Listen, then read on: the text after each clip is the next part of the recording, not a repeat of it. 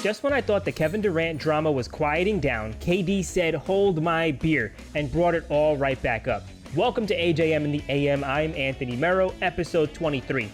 Kevin Durant notoriously submitted a trade request on June 30th, requesting to go to the Suns or the Heat, for competitive reasons. The Nets GM Sean Marks was anything but eager to move him, asking for entire rosters in return for KD. And who can blame him? Durant just signed a 4-year contract extension after losing an epic 7-game series to the 2021 champion Milwaukee Bucks, which made sense at the time. The Nets had a big three comprised of James Harden, Kyrie Irving, and Kevin Durant, and they've barely lost to the Bucks despite being massively injured, with both Kyrie Irving missing time and James Harden playing on basically one leg. So, how did we get here? Well, this past season didn't go to plan, to say the least. They never built on the successes of their 2021 season or playoffs.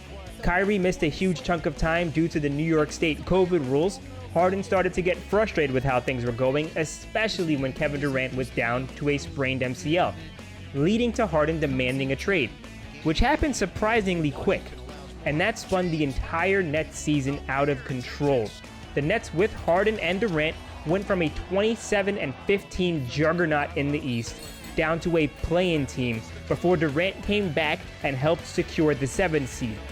And the playoffs were an even bigger disaster, getting swept by the Celtics in the first round, just 1 year after having a crazy run, coming within a big toe of making the conference finals to being bounced in 4 as the 7th seed. This piqued KD's request despite being under contract. Durant doesn't like the direction the team is heading, and in his recent meeting with Nets owner Tsai, he revised his trade demand to become either trade me or fire Sean Marks and Steve Nash. Now, a coaching change makes sense. Things weren't exactly working under Steve Nash. I think many of us felt that he was in way over his head, having zero coaching experience, and now he's coaching some of the biggest and most polarizing personalities in the NBA. But fire Sean Marks? The guy who bent over backwards, giving Durant and Irving everything that they asked for.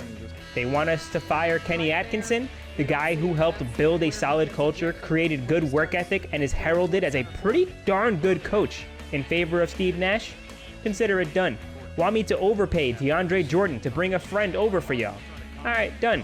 Trade all of our depth for a 1.5-year flyer on James Harden. Sure thing. And now that it's all blown up, he's the fall guy in Durant's eyes. Before I go on, if you like the content, please hit that subscribe button to join the Ant Colony and like the video. It really helps out our channel a ton.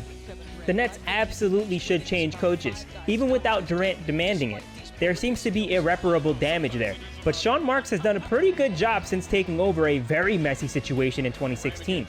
Just 3 years into taking over the job, the Nets went from a laughingstock with no draft capital to a playoff team that seemed to have aced the draft over and over and over again, bringing on players in Jarrett Allen, Nick Claxton, and Karis LeVert. Even in the midst of the drama, Marks made good choices. Getting Seth Curry, Drummond, and Ben Simmons on paper is pretty good for a disgruntled James Harden. Picking up Royce O'Neal for a first-round pick this offseason, another pretty good move. Signing TJ Warren, who before his stress fracture in his feet, was a 20-point-per-game scorer on 40% three-point shooting. The Nets still have a phenomenal on-paper roster, built by Sean Marks. None of this to say that he isn't culpable either. You can't empower your stars that aggressively. They should have some say on some decisions, but the decisions should still remain in the front office. This mess was made by both parties. They're both incredibly responsible for this horrific situation happening in Brooklyn right now. But the Nets still have the leverage, which is why I think Durant reworded his demand. Maybe with the new GM, they'd be more willing to trade him for less pieces. Maybe a new GM would be more willing to shell out a max contract to pay for his guy Kyrie Irving. That's just my 2 cents. But tell me yours. Who's responsible for this situation?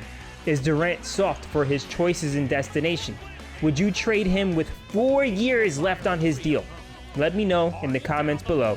But thank you as always for watching. I appreciate it every time, and I'll see you on Friday.